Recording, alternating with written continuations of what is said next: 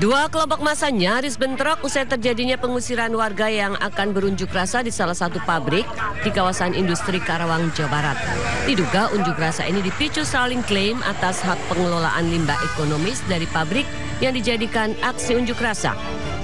Untuk menghindari bentrokan dan situasi yang kian panas, Aliansi 5 Ormas pun memilih melaporkan seorang pengusaha limbah ke Polres Karawang terkait ucapannya yang berisi ujaran kebencian.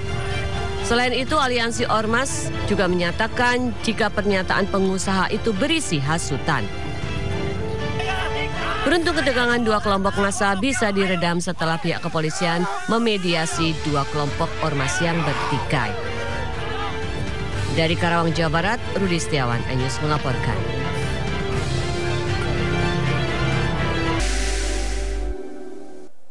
Kita ke informasi pertama, pemirsa menuntut kenaikan upah. Ratusan sopir angkutan umum Jak Lingko berunjuk rasa di Jalan Medan Merdeka Selatan, Jakarta. Para pengunjuk rasa juga menuntut pengurangan target 200 km dalam suatu hari karena sulit dicapai. Pemirsa, ratusan sopir Jak Lingko dari 8 operator mogok beroperasi. Mereka memarkirkan kendaraan di sepanjang Jalan Medan Merdeka Selatan. Mereka berunjuk rasa memprotes upah mereka yang masih di bawah UMP Jakarta, sehingga banyak sopir yang hidup kesulitan. Dalam orasinya, pengunjuk rasa juga meminta pengurangan target jarak tempuh 200 km per hari yang dirasa sulit untuk dicapai karena kondisi jalanan Jakarta yang kerap mengalami kemacetan. Akibat unjuk rasa ini, pemirsa, layanan Jak Lingko di sejumlah rute seperti rute 33, 34, dan 41 tidak beroperasi. Selama unjuk rasa berlangsung, Jalan Merdeka Selatan dari arah Tugu Tani menuju Patung Kuda ditutup.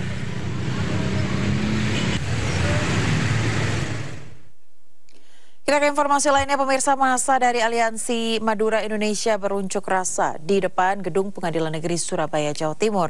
Unjuk rasa digelar untuk menuntut keadilan usai vonis bebas hakim terhadap Gregorius Ronald Tanur.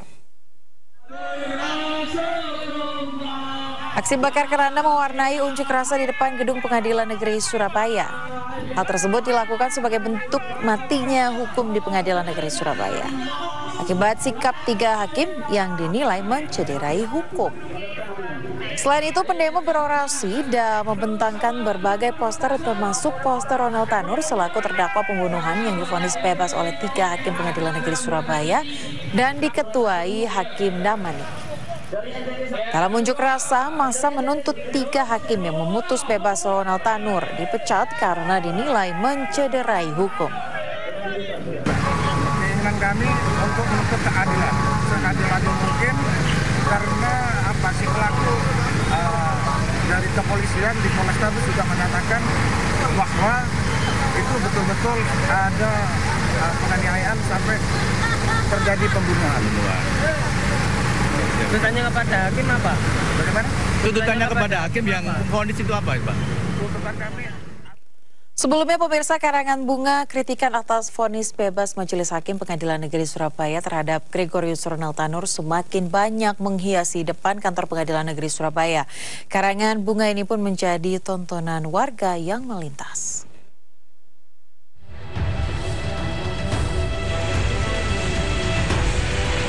Karangan bunga kritikan atas vonis bebas Majelis Hakim Pengadilan Negeri Surabaya terhadap Gregorius Ronald Tanur semakin banyak menghiasi depan kantor pengadilan sejak Jumat 26 Juni lalu. Karangan bunga ini pun menjadi tontonan warga yang melintas. Warga juga merasa prihatin atas putusan yang dinilai hanya berdasarkan tidak ada saksi yang melihat. Rasanya kan semua gitu ya. Rasanya nggak masuk akal lah, kan membunuh itu ya. Paling nggak kan kalau pidana dilihat dari perbuatannya, gitu.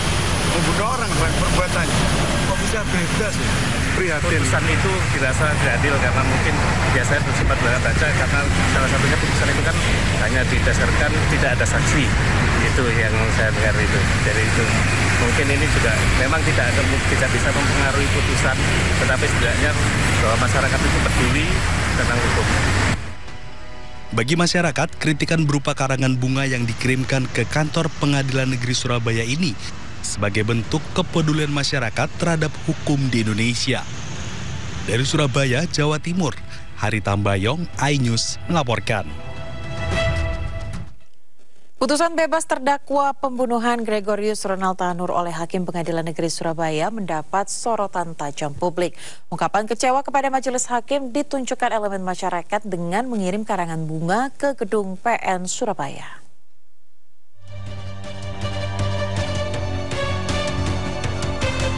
Putusan bebas Ronald Tanur dinilai janggal, bahkan tidak adil untuk keluarga korban. Hal ini memicu polemik di tengah masyarakat. Usai pembacaan putusan bebas, banyak kritik dilayangkan oleh masyarakat. Bahkan masyarakat meminta agar Komisi Yudisial menyelidiki putusan tersebut dan melaporkan 3 hakim ke Badan Pengawas Mahkamah Agung atas dugaan pelanggaran kode etik.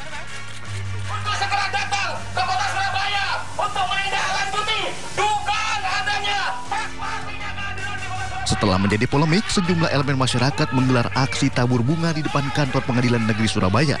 Aksi ini sebagai ungkapan rasa kecewa masyarakat terhadap putusan hakim yang dinilai jauh dari keadilan. Tuntutan kami dari Aliansi Madura Indonesia, warga Kota Surabaya, warga rakyat Indonesia meminta 3 majelis hakim dicopot. Karena ini sudah menampar rasa keadilan buat kami. Diproses, ya pastinya diproses. Karena kami juga sudah mengirim surat ke KY, ke KPK untuk segera menindaklanjuti atas putusan 3 majelis hakim tersebut.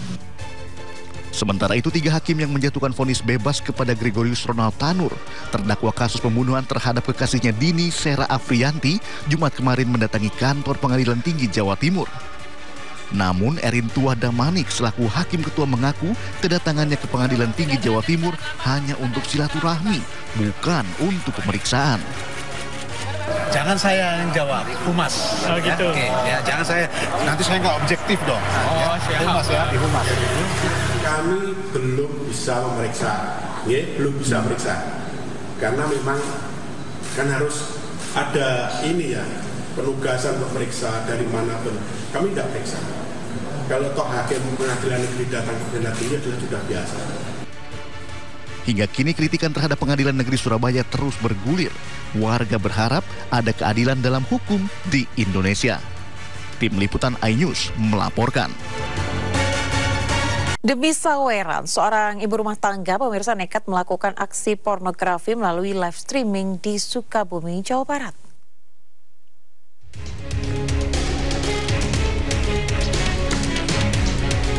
Polisi menggelandang FSF, seorang ibu rumah tangga karena nekat membuat siaran langsung atau live streaming porno melalui media sosial di Sukabumi. Ia ditangkap dari rumah kontrakan di wilayah Gunung Puyuh. Selain FSF, polisi juga mengamankan KPP dan AB yang berperan sebagai admin dan agen yang melakukan perekrutan para talent. Kasus ini terungkap setelah patroli cyber dilakukan polisi dan mendapati pelaku sedang melakukan siaran langsung di salah satu aplikasi khusus dewasa. Hasil pemeriksaan, para pelaku mendapat keuntungan dari saweran penonton sebesar 10 juta rupiah per bulan. Yang mana gift tersebut berbentuk gambar dengan nominal paling kecil sebesar 20.000 sampai dengan 2.400.000. Besaran tersebut tergantung permainan yang dilakukan oleh talent tersebut. Sedangkan untuk agensi dan admin mendapatkan keuntungan sebesar 10%. Polisi bakal menjerat para pelaku dengan Undang-Undang Informasi Transaksi Elektronika dan Undang-Undang Pornografi dengan ancaman hukuman 12 tahun penjara. Dari Sukabumi, Jawa Barat, Budi Setiawan, iNews melaporkan. Pemirsa, polisi memeriksa 7 orang saksi menyelidiki dugaan malapraktik dalam tewasnya seorang selebgram usai menjalani sedot lemak di klinik kecantikan di Depok, Jawa Barat. Ketujuh saksi diantaranya pemilik klinik, dokter, dan perawat.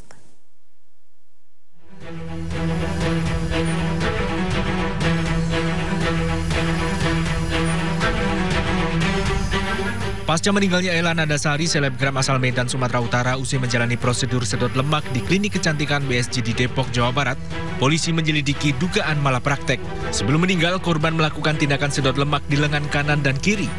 Diduga korban mengalami pecah pembuluh darah saat tindakan sedot lemak.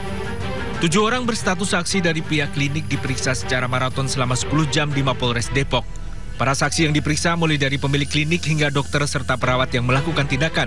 Penyidik mencecar para saksi terkait kronologi penanganan sedot lemak yang mengakibatkan meninggalnya korban. awalnya masih klarifikasi lah. Jadi kalau untuk hasil ya kita sama-sama menunggu bersama-sama lah gimana nanti perkembangannya. Pasti kita nanti sama-sama tahu. Meski banyak klinik yang melayani sedot lemak, namun tindakan sedot lemak harus dilakukan oleh dokter spesialis karena sedot lemak atau liposuction tergolong ke dalam tindakan operasi. Tindakan liposuction ini bisa dilakukan di rumah sakit dan klinik. Tindakan ini hanya dapat dilakukan oleh dokter spesialis bedah plastik karena dokter bedah plastik mempunyai kompetensi melakukan tindakan ini. Dan pasien yang mempunyai resiko medis seperti tekanan darah tinggi, kemudian jantung dan diabetes dan lain sebagainya, sebaiknya pasien berkonsultasi dahulu dengan dokter penyakit dalam. Dari Depok, Jawa Barat, Yung Rizky, iNews melaporkan. Sementara itu pemirsa, ratusan pasien kecewa usai Rumah Sakit Muhammadiyah Bandung menghentikan sementara kerjasama dengan BPJS Kesehatan per 1 Agustus mendatang.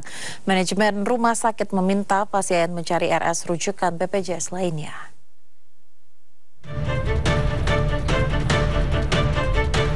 Dengan alasan perbaikan internal, Rumah Sakit Muhammadiyah Bandung memutuskan untuk menghentikan sementara kerjasama dengan BPJS Kesehatan. Penghentian kerjasama BPJS itu berlaku per 1 Agustus 2024 untuk seluruh jenis pengobatan kecuali untuk layanan cuci darah bisa dilakukan hingga akhir Agustus. Kami harus memperbaiki diri dulu.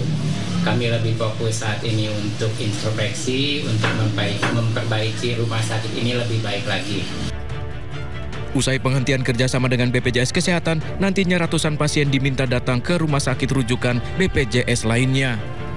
Merasa kecewa nggak sih dengan titik? Kecewa sekali. Saya udah dari dulu kesini terus. Saya terus pakai BPJS. Kalau ini dihentikan, saya kecewa sekali. Berarti lebih jauh ya, Bu? Masyarakat berharap kerjasama dengan BPJS Kesehatan bisa kembali diadakan dalam waktu dekat. Dari Bandung, Jawa Barat, Ervan David, iNews melaporkan. Pemirsa, wisata udara menaiki helikopter di Badung, Bali nyaris memakan korban. Helikopter yang membawa 2 penumpang terlilit tali layang-layang. Pekan lalu sebuah helikopter jatuh di kawasan tebing Suluban karena baling-baling terlilit tali layang-layang. Pilot dan 3 penumpang luka-luka. Baling-baling helikopter jenis Robinson nomor PKVPN ini tersangkut tali layang-layang. Awalnya heli ini terbang di ketinggian 900 feet atau 280 meter di sekitar kawasan Garuda Wisnu Kencana. Heli terbang menuju Uluwatu dan Nusa Dua membawa 2 orang penumpang. Mengetahui tersangkut tali layang-layang, pilot memutuskan mendarat. Sebelumnya insiden helikopter terlilit tali layang-layang mengakibatkan helikopter jenis Bell 505 jatuh di kawasan Suluban, Kuta Selatan. Pilot dan 4 penumpang terluka dalam insiden ini. Sementara baling-baling helikopter patah.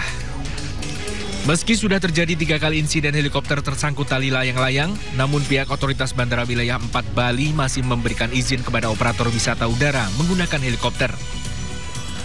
Ya, kita belum ada pelarangan untuk meng-cancel ataupun melarang mereka untuk beroperasi di Bali ini, gitu ya. Tapi nanti kita tinggal menunggu informasi lebih lanjut ya dari Kementerian. Mencegah insiden helikopter wisata kembali terjadi, Dirjen Perhubungan Udara telah melapor kepada PJ Gubernur Bali untuk mengatur wilayah aman bagi wisata udara menggunakan helikopter. Pemirsa, Komisi Pemberantasan Korupsi mencari pimpinan yang baru. Total jumlah pendaftar Capim dan calon Dewas KPK hingga penutupan mencapai 525 orang. Namun masyarakat ingin latar belakang profesi yang mengisi KPK adalah aktivis anti korupsi. Survei Litbang Kompas menyimpulkan bahwa mayoritas masyarakat Indonesia menginginkan orang baru yang menjadi pimpinan Komisi Pemberantasan Korupsi periode 2024-2029, bukan yang sebelumnya pernah menjabat. Untuk latar belakang profesi yang paling diharapkan adalah aktivis anti korupsi. Meskipun pendaftar Capim KPK berasal dari beragam latar belakang profesi. Survei juga menyimpulkan bahwa 61,3% responden tidak puas dengan kinerja KPK saat ini.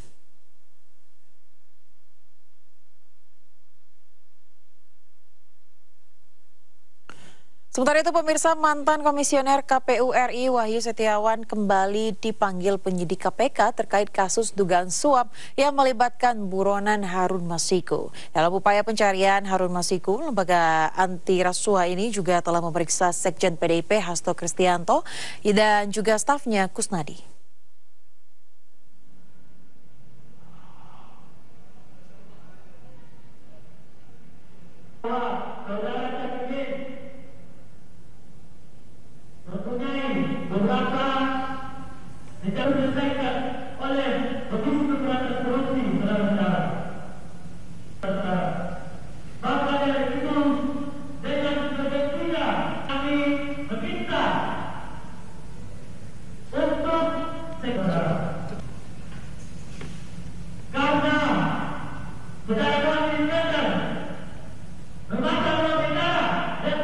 Wahyu Setiawan tiba di gedung lembaga anti rasuah dan langsung menuju ruang pemeriksaan di lantai 2 pukul 10 pagi. Wahyu Setiawan sebelumnya juga pernah diperiksa tim penyidik pada 29 Desember 2023 lalu. Dalam kasus suap Harun Masiku, Wahyu merupakan salah satu pihak yang telah ditetapkan sebagai tersangka pada operasi tangkap tangan yang dilakukan KPK pada Januari 2020 lalu. Sebelumnya Wahyu juga telah divonis bersalah menerima suap senilai 600 juta rupiah terkait pengurusan pergantian antar waktu bagi Harun Masiku selaku mantan caleg PDIP. Wahyu sempat dijatuhi hukuman 7 tahun penjara dan telah dieksekusi sejak 2021 hingga akhirnya Wahyu bebas bersyarat pada 6 Oktober 2023 lalu. Wahyu telah diperiksa KPK beberapa kali terkait perkara Harun. Terakhir, ia diperiksa pada 28 Desember 2023. Diketahui pemirsa, Harun Masiku telah buron sejak 4 tahun lalu.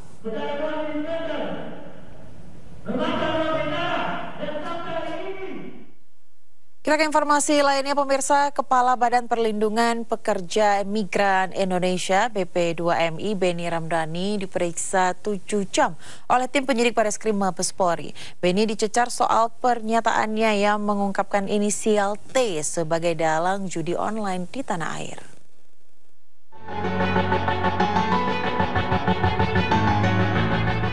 Lebih dari 7 jam, Kepala Badan Perlindungan Pekerja Migran Indonesia, BP2MI, Beni Ramdhani, akhirnya keluar dari gedung Bareskrim. Beni dicecar soal pernyataan yang menyebutkan sosok inisial T yang menjadi pengendali judi online di Indonesia. Namun Beni tak mau menyebut sosok tersebut. Sosok T telah dilaporkannya ke Bareskrim Polri. Saya tidak pada posisi dan kapasitas menjawab itu ya. Saya sudah memberi keterangan hampir 22 pertanyaan. Ya, dan saya sudah jawab, berita acara sudah tangani terkait inisial T, ya. Maka saya minta dipersilakan untuk ya ditanyakan kepada penyidik dari Bareskrim Polri. Beberapa waktu lalu, Kepala BP2MI Beni Ramdhani menyebutkan sosok inisial T yang menjadi pengendali judi online di tanah air. Pernyataan itu diungkapkan di depan Presiden Joko Widodo dan Kepala Polri Jenderal Listio Sigit. Dari Jakarta, tim liputan iNews melaporkan. Pusat Bantuan Hukum Perkumpulan Penasihat dan Konsultan Hukum Indonesia atau Perhaki ditunjuk Aep Rudiansyah sebagai kuasa hukumnya. Penunjukan Perhaki tersebut pemirsa karena Aep merasa banyak menerima teror serta tekanan dari pihak-pihak tertentu. Menurut Aep, tujuan pihak-pihak yang menerornya yakni meminta Aep untuk mencabut BAP-nya tahun 2016 lalu.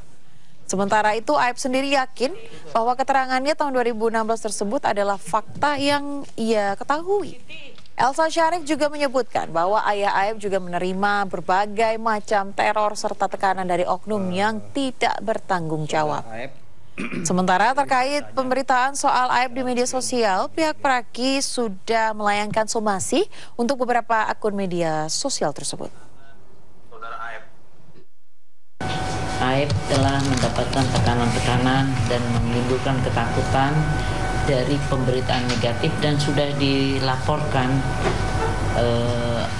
oleh tim dari yang bersama dengan Dede dan kawan-kawan yang tentunya wajib kita kita bantu karena tujuan melaporkan, tujuan mengintimidasi dan mencari-cari seperti seorang buron kepada klien kami ini, tujuannya hanya satu, memaksa agar Aib mencabut keterangannya yang telah dibacakan dalam persidangan di bawah sumpah, ya. Dan Aib yakin dan memang itu fakta yang sebenarnya karena dia bersama-sama dengan Dede. Dan karena itulah kita wajib mempertahankan kebenaran dan keadilan tersebut.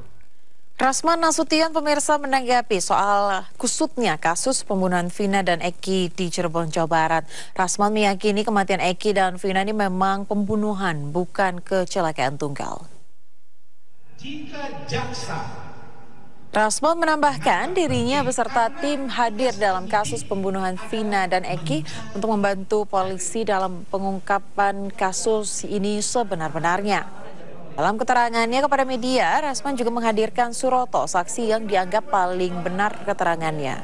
Suroto mengaku pada saat kejadian dirinya sedang patroli di wilayah tempat kejadian dan Suroto meyakini bahwa kematian Eki dan Vina adalah pembunuhan, bukan kecelakaan.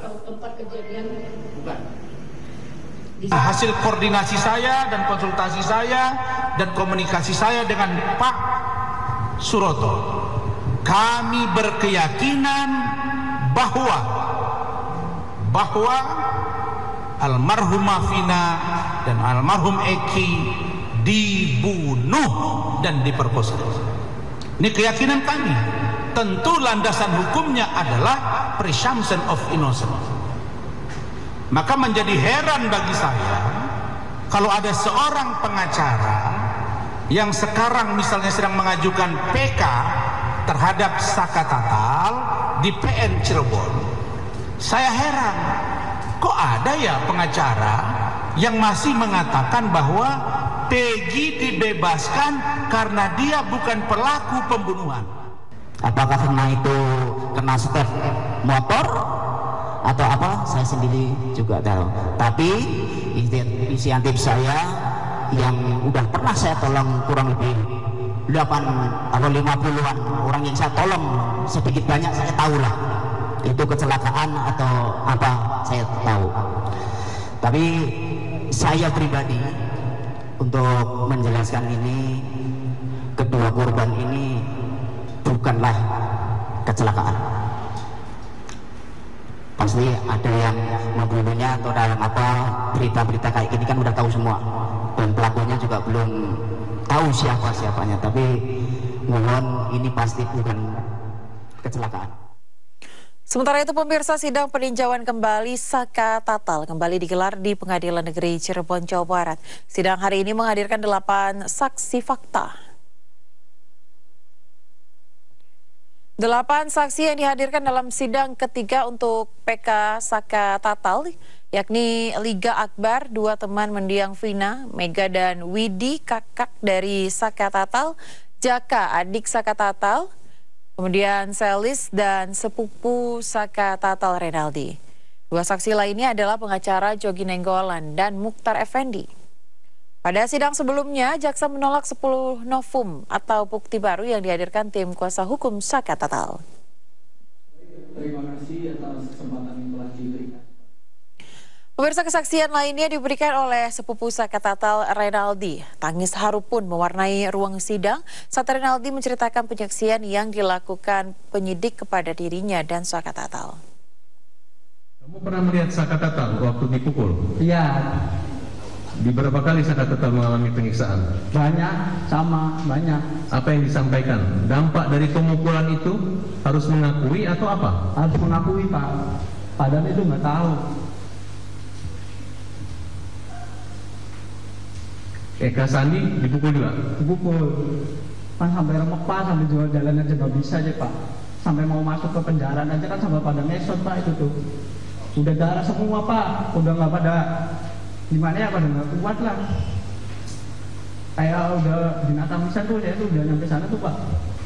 Udah mau nyampe penjara aja saya udah dipukulin sama gembok. Baru mau masuk itu. Habis pukulin gembok saya diminumin air kencing. 1 gelas gede, semuanya harus minum. Habis minum air kencing itu ada polisi yang bawa sendal heger, semua disabokin. Ya akhirnya sampai remuk, Pak. Ada ancaman kekerasan atau akan dibunuh atau? Ada, masih mending ditembak mati semua aja daripada kamu pada hidup. Ada polisi yang ngomong kayak gitu.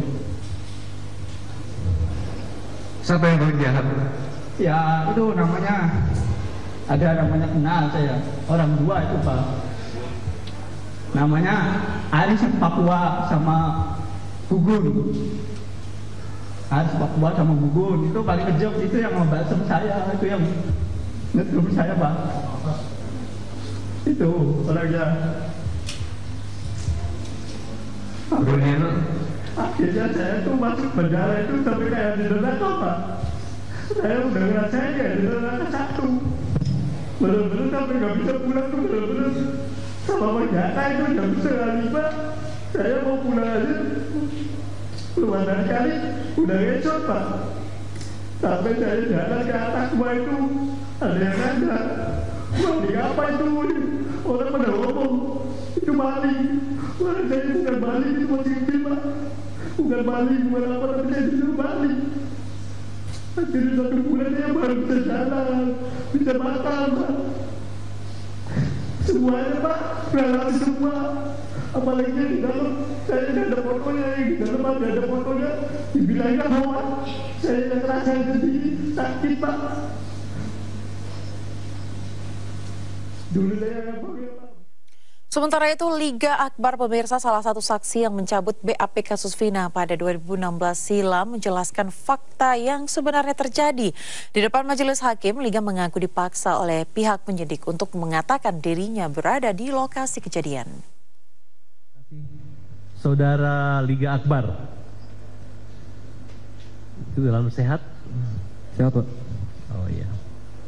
Untuk mempersingkat waktu, saya ingin tahu, kami sudah mengetahui bahwa saudara adalah saksi yang mencabut laporan atau pemeriksaan baik di kepolisian maupun dulu di pengadilan, betul?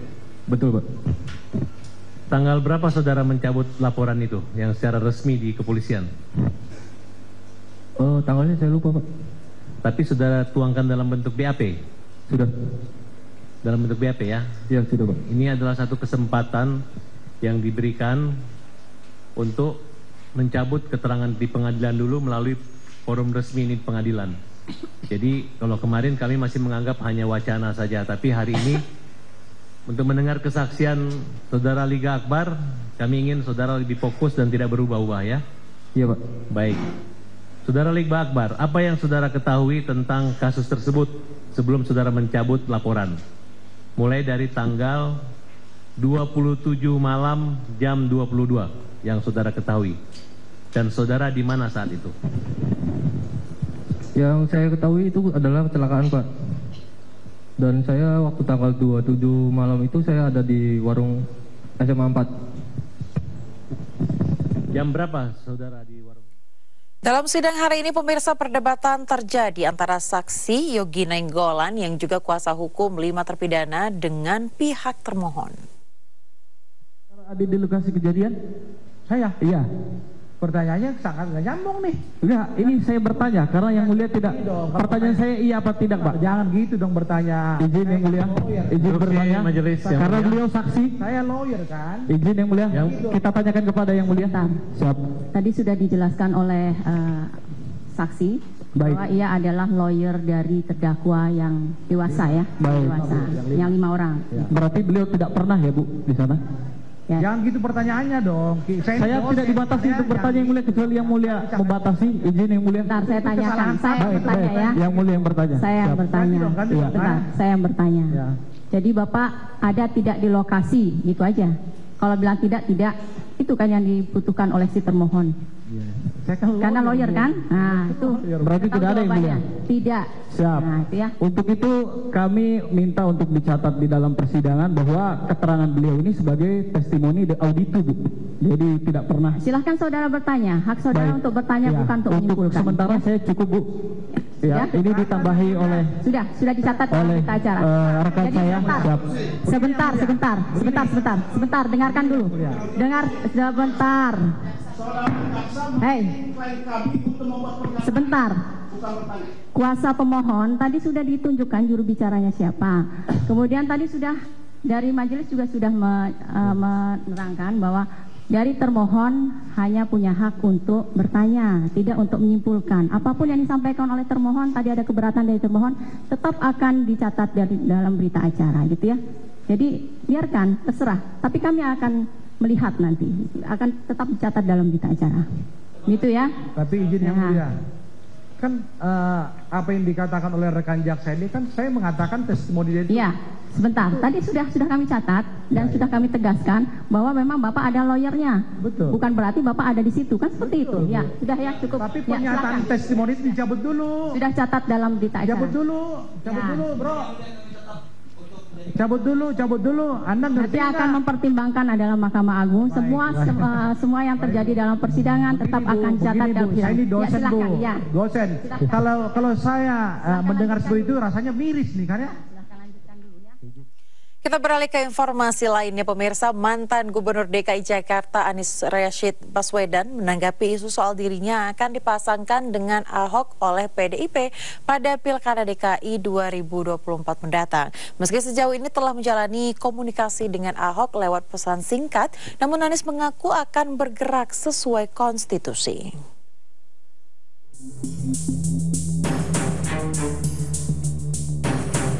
Mantan Gubernur DKI Jakarta Anies Rashid Baswedan menanggapi isu terkait dirinya akan dipasangkan dengan Basuki Cahayapurnama alias Ahok pada Pilkada DKI 2024. Anies mengaku telah menjalin komunikasi yang intens dengan Ahok. Namun dirinya akan bergerak sesuai konstitusi jika aturannya memungkinkan. Maka duet dua mantan Gubernur DKI itu bisa saja terjadi. Hingga kini Anies masih menunggu pertemuan formal dengan PDIP untuk membahas Pilkada DKI Jakarta. Dirinya memastikan saat ini peluang tersebut masih mengalir dan berproses. Kita semua bergerak sesuai konstitusi saja. Apakah aturannya memungkinkan? Itu dan Pak Ahok itu ya berkomunikasi terus ya. Kita suka WA-WA-an. Ya, nanti pada waktunya tentu akan ada pertemuan-pertemuan yang istilahnya tidak formal ya. Biar sekarang masih mengalir dulu berproses. Seperti diketahui, Ketua DPP PDIP Puan Maharani sebelumnya menyatakan berpeluang untuk mendukung Anies dalam Pilkada DKI pada November nanti. Peluang tersebut mungkin bisa di atas 50%. Dari Jakarta, Rani Sanjaya, iNews melaporkan. Pemirsa, anggota legislatif terpilih dari Partai Perindo diberikan bimbingan teknis jelang dilantik menjadi anggota DPRD. Bimbingan teknis ini masuk dalam agenda musyawarah kerja nasional Partai Perindo yang digelar di Jakarta. Memberikan bimbingan teknis bagi para kader dan anggota legislatif terpilih menjadi salah satu agenda utama Partai Perindo di Mukernas yang digelar di gedung iNews Tower, Kebon Sirih, Jakarta Pusat. Para kader dan anggota legislatif terpilih dari Partai Perindo akan dibekali aspek teknis agar dapat menjalankan visi misi partai di DPRD. Aspek yang utama adalah terkait dengan bagaimana integritas, bagaimana terkait dengan soal komunikasi publik, bagaimana terkait dengan soal kedewanan. Dan juga hal-hal lain yang memang nanti secara inheren akan masuk di dalam aktivitas-aktivitas yang dilakukan oleh anggota legislatif tersebut. Kita pastikan bahwa hak-hak masyarakat ini juga terjamin oleh kami. Maka dari itu bersama Partai Perindo inilah kami berjuang bersama-sama untuk mewujudkan Indonesia yang jauh lebih sejahtera. Bimbingan teknis diperlukan sebagai upaya untuk memperkuat struktur organisasi dan kelembagaan agar Partai Perindo dapat terus transformasi bangkit untuk Indonesia sejahtera. Tim Liputan iNews melaporkan. Ya, pemirsa, Partai Perindo resmi menggelar musyawarah kerja nasional atau Mukernas di gedung iNews Tower, Kebon Sirih, Menteng, Jakarta Pusat. Mukernas untuk memperkuat struktur organisasi partai hingga konsolidasi internal jelang Pilkada serentak pada November 2024 mendatang. Mengangkat tema transformasi bangkit untuk Indonesia Sejahtera, Partai Perindo menggelar musyawarah kerja nasional di Gedung iNews Tower Kebon Sirih, Jakarta Pusat. Mukernas Partai Perindo menghadirkan 3 agenda utama, diantaranya pemberian rekomendasi calon kepala daerah, bimbingan teknis kader dan anggota legislatif terpilih, serta konsolidasi Dewan Pimpinan Wilayah. Kami yakin Mukernas Partai Perindo 2024 ini akan memacu semangat dan militansi kader partai, meningkatkan pengetahuan dan meneguhkan komitmen integritas kader dalam pengabdiannya kepada kemajuan NKRI, serta menguatkan organisasi Partai Perindo untuk meraih kemenangan di Pilkada 2024. Terkait dengan persiapan Pilkada, kami sudah menyerahkan sekitar 87 surat rekomendasi dan malam ini akan dilanjutkan lagi dengan tambahan sekitar 60. Harapannya di awal Agustus sudah kita tuntaskan semua. Dan selama 1 bulan terakhir juga Partai Perindo dan dipimpin oleh Mbak Angela sebagai Ketua Harian 1 sudah banyak melakukan silaturahmi politik ke jajaran pimpinan berbagai partai. Mukernas Partai Perindo digelar selama 3 hari dari 29 hingga 31 Juli. Diharapkan melalui Mukernas ini Partai Perindo semakin kuat dan solid untuk Indonesia Sejahtera. Dari Jakarta, Esra Ambarita, Damar Wicaksono, iNews melaporkan. Kita ke informasi lainnya, pemirsa, Wakil Presiden terpilih Gibran Rakabuming Raka belusukan ke kawasan Kota Tangerang, Banten, Selasa siang. Gibran didampingi sang istri Selvi Ananda mengunjungi 2 lokasi di Poris Pelawat, Kecamatan Cipondoh, dan Babakan, Kecamatan Tangerang. Selain Selvi, politikus PSI Valdo Maldini juga ikut menemani Gibran dalam belusukan. Dalam belusukan ini, Gibran membawa susu dan buku tulis untuk dibagikan ke warga setempat. Selain membagikan susu dan buku, Gibran juga menyempatkan diri berkomunikasi dengan warga untuk mendengarkan keluhan warga. Seperti biasa kita ke kampung-kampung, ke kawasan-kawasan padat penduduk, bagi-bagi susu, bagi-bagi Bang Baldo juga ada yang pembagian sembako, belanja masalah terkait biasanya kalau di kawasan drainase, ada beberapa warga yang tidak aman atau RPLH atau gratis. Pemirsa, DPP RPA Partai Perindo menggelar rapat konsolidasi di kantor DPD RPA Perindo, Kota Depok, Jawa Barat. Rapat konsolidasi dilakukan sebagai persiapan menuju Rakernas RPA Partai Perindo pada 3 hingga 4 Desember 2024 mendatang.